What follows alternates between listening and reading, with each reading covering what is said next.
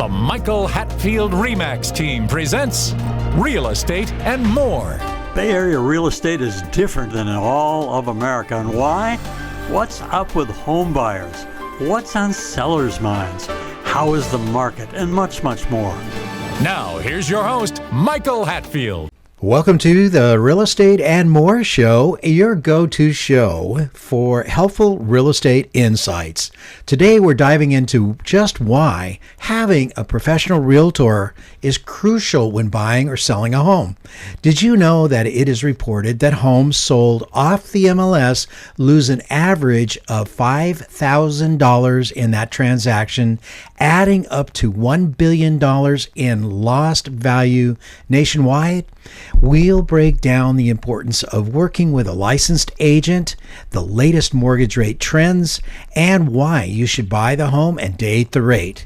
Co-host Nancy Hatfield joins us today to share her insights and strategies to help you navigate today's market with confidence. Welcome to the show, Nance. Thanks, Michael. I'm glad you're here. Thank you. Yeah. You know, the other day, a fellow called me and he said, you know, I don't need a realtor. I heard your show. I don't need a realtor. I can do this all myself. And I said, well, in all due respect, sir, you know, if you want, that's just fine. You know, that's your choice to do that.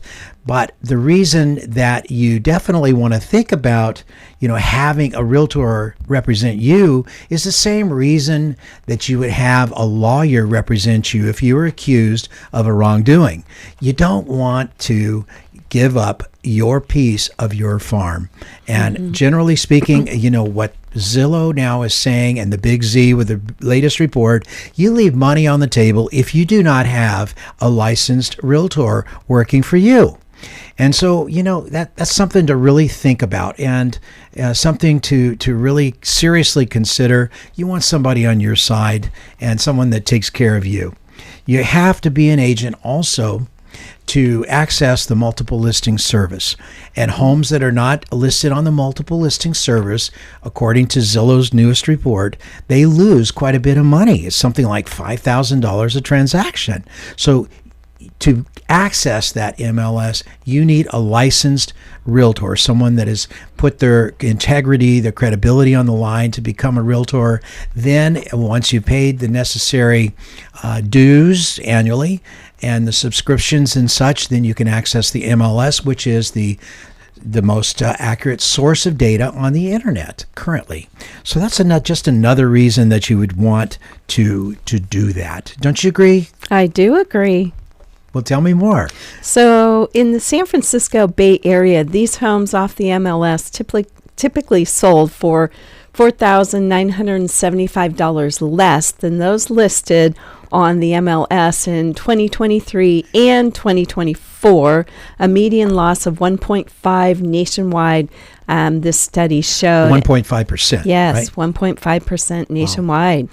And off MLS sales lowered the closing price in 44 out of our 46 states included in its study, the Big Z reported. As a point, you may know that data input into the MLS requires a licensed agent.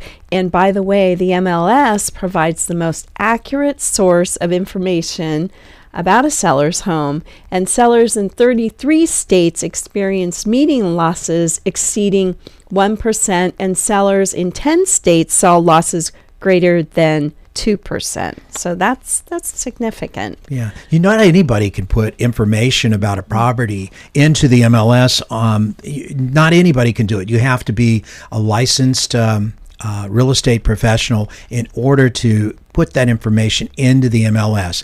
If you're not, and you were to put that information in there, the information integrity would be not quite as high, I would assume. Right. Thinking about selling your home or finding your dream property? Call the Michael Hatfield RE team at 925-322-7775. We're here to guide you through every step.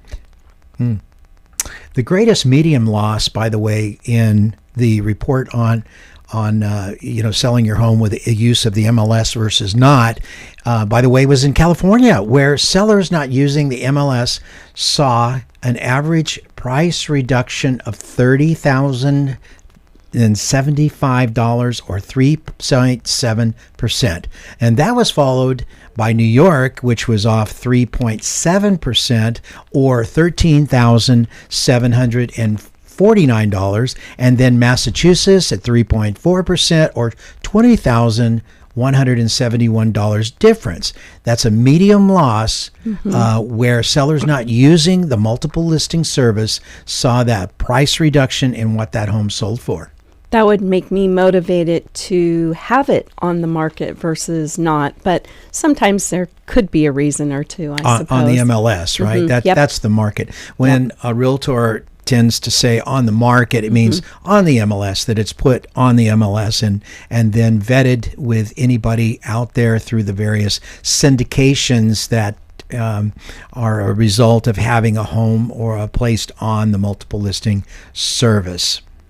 So that study also found that homes in all price tiers typically sold for less when sold off of the MLS, and interestingly, the lower priced homes were most severely impacted. And that's unfortunate, because that's where you would want to get the most for your home when you sell it on the market. So for this report, the Big Z analyzed 10 million transactions with 2.7 million meeting criteria for comparing homes that sold on the MLS versus privately listed sales. Some 97% of transactions were for homes included in the MLS listing, while pocket listings sales that were marketed privately and seemingly only submitted to the MLS once a purchase contract was in place, accounted for 2%. Yeah, so pocket listings essentially are listings that are taken. They're not vetted throughout the MLS. Some sellers wish this to happen this way.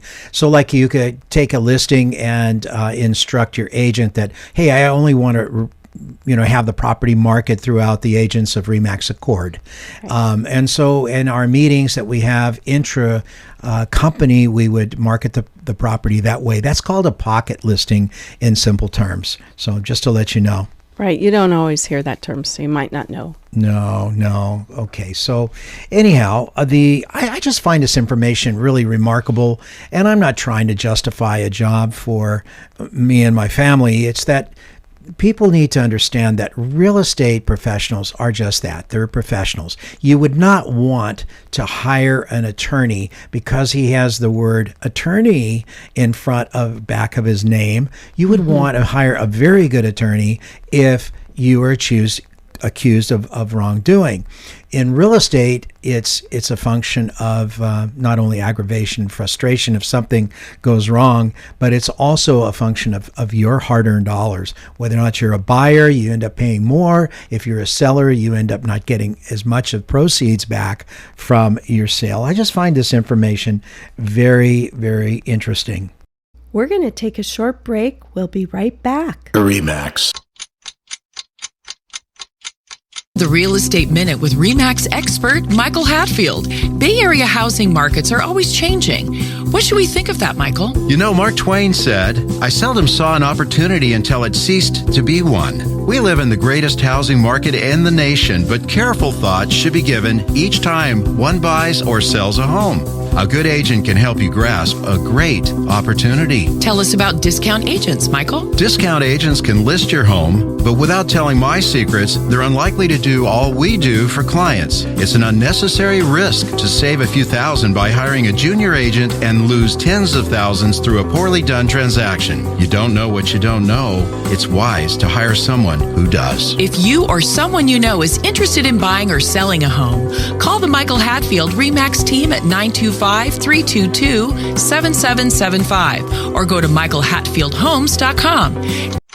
When your real estate needs are beyond the standard and you demand more than the status quo, look no further than the Michael Hatfield RE/MAX Accord team, with offices in Danville and 9 more Bay Area locations. Here's Michael Hatfield to tell us more. Do you have a housing problem, such as you live in a 3-bedroom home with 3 children and need 1 more bedroom? You want better schools, or your kids grown up, moved out, and your home is just too large? Our team is a 5-star agent who serves our clients' housing needs as our #1 priority. Call us for a free buyer consultation to start working on your housing problem now. Let us help you to solve your housing issue, whatever your need may be. Call 925-322-7775 to partner buyer or seller needs with the Michael Hatfield RE/MAX Accord team. That's 925-322-7775. 925-322-7775. Come discover a new level of excellence in real estate with the Michael Hatfield RE/MAX Accord team. Now, back to our show. It is interesting. Since December of last year, 2024, we've been watching the rate of the 10-year Treasury bond, which is an indicator that is an important element baked into mortgage interest rates. In December, the 10-year bond was 4.1 and since has trickled down to 4.21.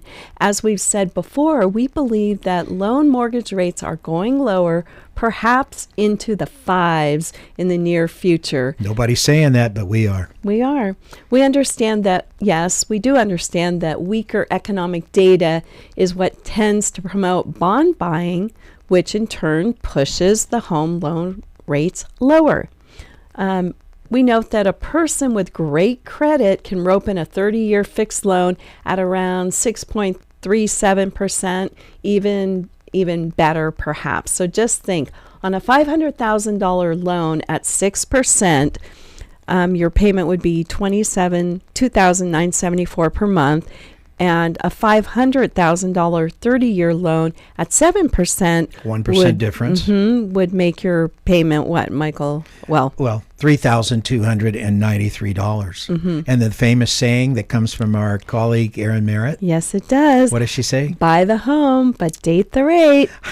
I just love that for some reason. That means, go for the home that you like, one that'll work for you. Pay more attention to the fact that you love the home and look towards that all valuable home appreciation that historically has been something that you've been rewarded with through your home ownership in the San Francisco Bay Area. So it's really back on the loan mortgage rates. It's really about qualifying for the loan, then affording the payment thereafter once you have the loan. But once you're into the home, you're also getting other values such as your tax values, tax help that you will get as part of home ownership. So, it's just crazy. Find the home that you want and go for it and get it. That's my thoughts right now. They will not get much, less expensive in the future, especially in the San Francisco Bay Area. Sure, you'll have your ups and your downs and your cycles, but I don't see them getting tremendously less expensive in the near future. And I do see that we're going to have more people come to the market with the decrease in the mortgage rates. So that's what I'm thinking. So sometimes it's just diving in and making it happen for you and your family. Mm-hmm. And I had a young man, first-time home buyer, say to me, he says, you did say you have to stretch just a little bit in the beginning, and it's probably out of your comfort zone, but you do what you got to do in order to make your home yours and get your foot in the door with home ownership, especially in the San Francisco Bay Area. Absolutely. Yeah. Now, interestingly, I had a lady ask me to repeat what we did a couple shows ago. We were talking about the difference between having an increase in a mortgage rate, paying more or paying more for a mortgage loan than you would like to. So, I'm looking at two different graphs. One graph is a graph of the 30-year fixed mortgage rate since June of 2020, and the second graph is a graph of the average home values, all types, for the last 5 years in the Bay Area. The first graph of the 30-year fixed rates show historic 3% mortgage rate from June of 2020 through February of 2022. And that's June of 2020 through about February of 2022. Then there was a steady climb of rates through 5%, 6%, some small cycles, and then actually above 6% and as high as 7% and a little bit more since July of 2022. Rates have been 6 to 7% in a range roughly since July of 2022. The second graph is one of home values in the San Francisco Bay Area, and it shows how they have climbed steadily through a rough average. Let's just say a home is $600,000 in 2020.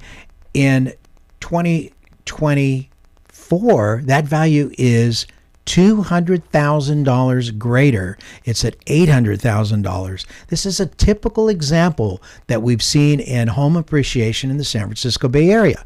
So just to comment, if I owned a home, I would hope to see appreciation of $200,000 costing me on a 7% mortgage as opposed to a 6% mortgage. It would cost me another $15,312 in interest over that period of time, but in home appreciation, it would be $200,000. So what is more important? $200,000 in home appreciation.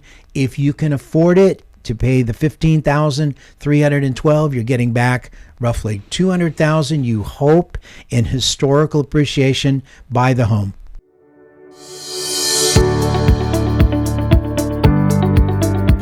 We're Michael and Nancy Hatfield, experienced agents who enthusiastically represent buyers and sellers wishing to buy or sell their home. 2025 could be your year in the marketplace to buy or even to sell. You ask why? The number of sellers and buyers in our current housing market is somewhat limited. Therefore, any lowering of mortgage rates or reduced taxes or reduced inflation or an economic improvement will drive this market and home prices even higher, possibly creating a lost opportunity for buyers. It is time to move on your dreams and take action before your housing quest is left behind. If you or anyone you know is interested in buying or selling a home, please contact us at 925-322-7775 and let's talk about your housing dreams. Now, back to our show. Definitely. There's no question. Yeah. If you're thinking about selling your home or finding your dream property, call us at the Michael Hatfield RE/MAX team. We'd be happy to help you and guide you through every step of the way. We would. Let's talk about some statistics now. Realtor.com reports the real estate market appears to be cranking up for spring. Inventory keeps growing, giving buyers more options versus last year. That's encouraging. Yeah, we're getting more coming on the market. And prices are moderating nationally, down year over year, 16 weeks in a row. That's nationally, not the San Francisco Bay Area. Remember, there's some 50,000 different markets in the nation, but the San Francisco Bay Area is very unique. It doesn't drop out of the sky.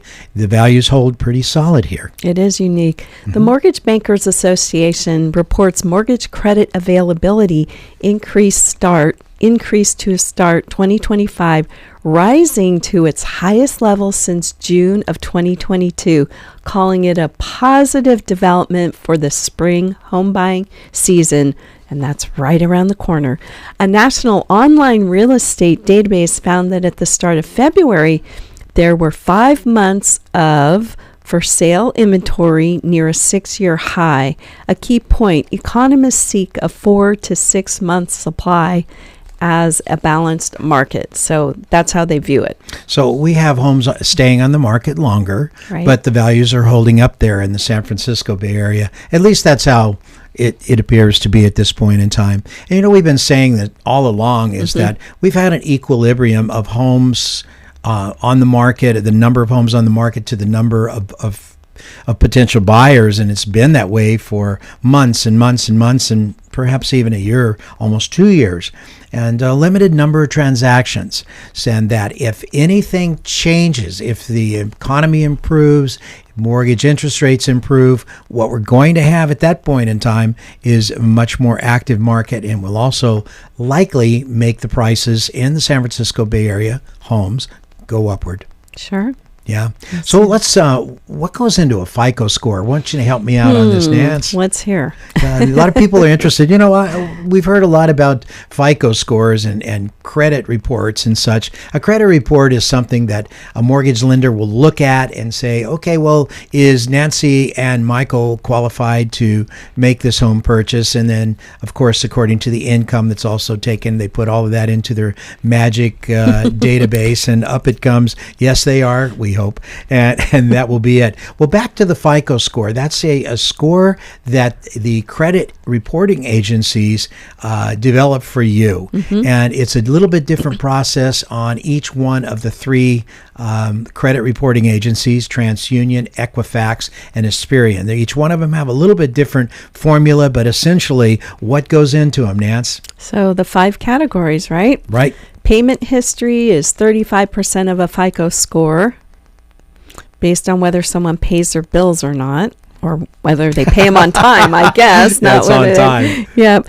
And amounts owed, 30% of a FICO score is based on how much debt someone has, and length of credit history. So 15% of a FICO score is based on how long someone has had credit. And number 4. New credit accounts, 10% of a FICO score is based on how recently someone opened new credit accounts. And then there's what? A credit mix, That's 10%. number 5. Credit mix, 10% of a FICO score is based on the types of credit someone has. Interestingly, credit reports include information about potential bankruptcies, collections, late or missed payments, and they adhere to consumer rules that are put out by the Consumer Protection and such. Different FICO scoring models and credit bureaus can result in different credit scores.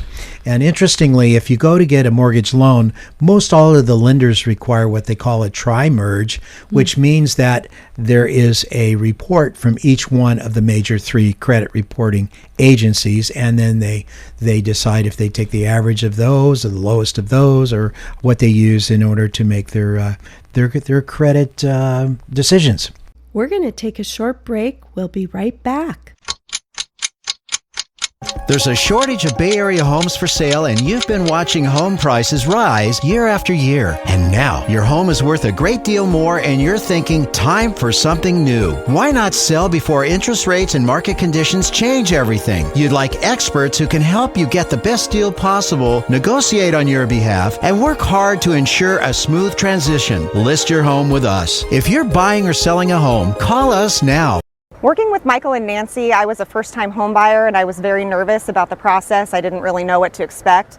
Michael and Nancy were able to take that fear away from me and answered all of my questions. They were right by my side the entire time, and they really helped me find the perfect home for me, and I'm so thankful.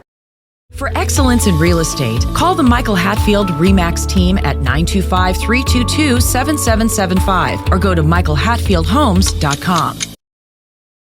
Now, back to our show. Got it.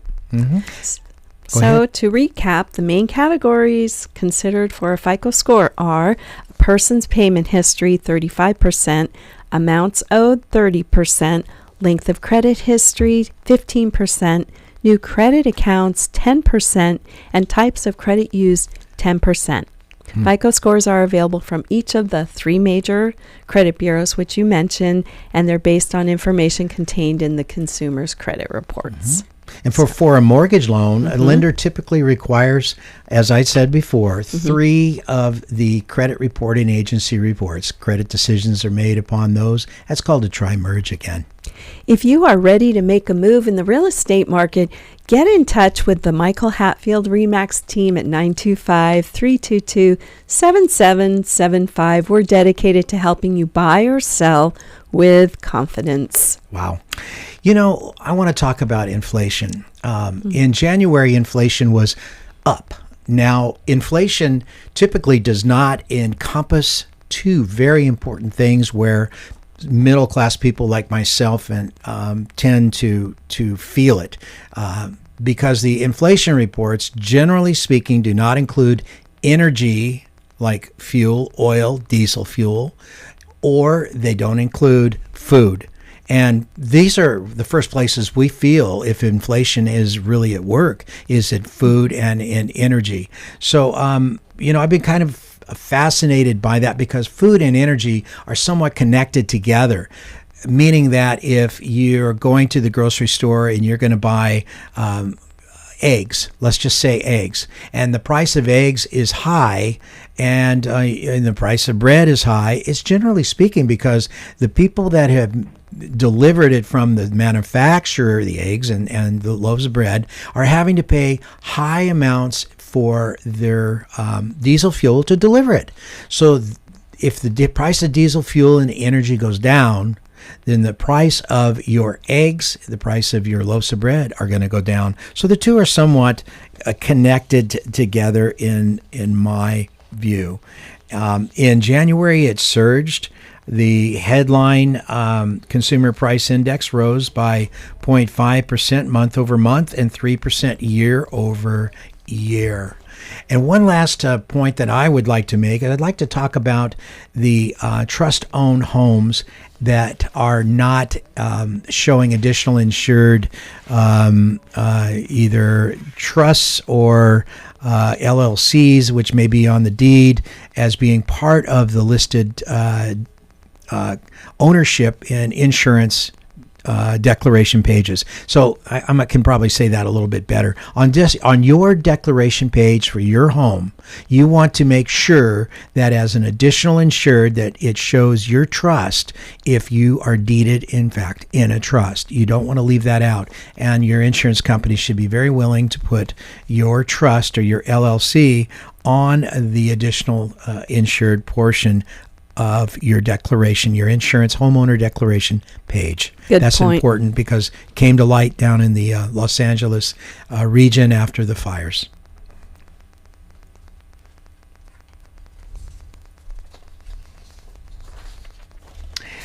One last thing let's talk about is who's the home buyer today. Let's talk about the buyers only. Nancy, let's rip through this, please. So first-time buyer facts, is that what you're thinking about? Yes. Yes. First-time buyers made up 32% of all home buyers in 2024, and that was up from 26% in 2023. 75% of young millennials, which I believe is 27 to 35 years of age, and 54% of Gen Xers, that age group's 46 to 60-ish, were first-time home buyers, and 44% of older millennials, ages 36 to 45 years, were also first-time home buyers. So that's kind of interesting, Michael, how that is showing in the marketplace. Yes, who's buying homes. Mm-hmm. Yeah, now, as far as sellers, the biggest group of sellers are the younger boomers. Those are people that were born 1955 through 1964. They are 61 through 70 years of age, and they make up 26% of the home sellers in the market. Gen X, which are the people that are 46 through 60 years old, make up 23%, and then it drops down to 19%, which are the older boomers, 71 through 79. Those could be trust estate sales. Sure. So, wow, what a interesting time that we live in.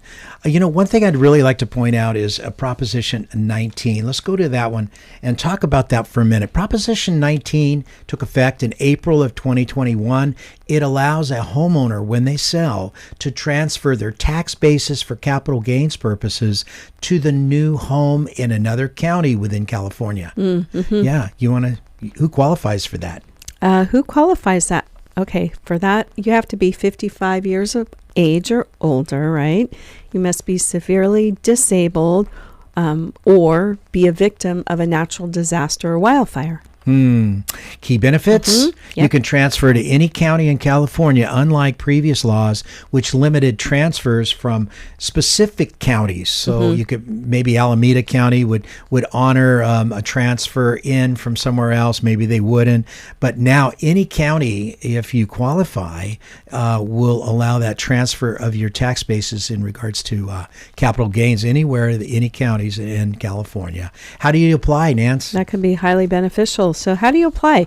You either purchase or identify your new home within 2 years of selling your previous home.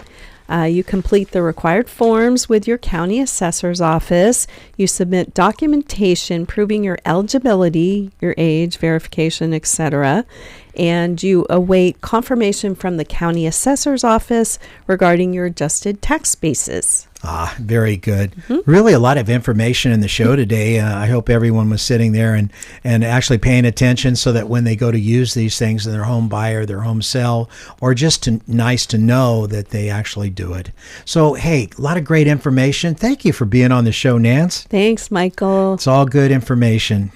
So buying or selling a home is one of life's biggest financial decisions. It can be a bit overwhelming, or it can be exciting and a rewarding journey. Buyers navigate the challenges of making a home feel like a home, managing the payments, and staying on top of the maintenance, while sellers focus on presenting their property in the most attractive way to maximize its value, thus the proceeds from the sale. No matter which side of the transaction you're on, having the right team by your side makes all the difference. Contact us, the Michael Hatfield RE/MAX team, at 925-322-7775. Let's talk about your real estate needs, goals, and dreams. We'll be back next week, and I do hope you'll join us. Have a blessed week. Have a blessed week. Please remember to go to our new YouTube handle, My Real Talk Show. That's My Real Talk Show at youtube.com, and touch that subscribe button. You can also find past aired shows at our handle, My Real Talk Show, on youtube.com.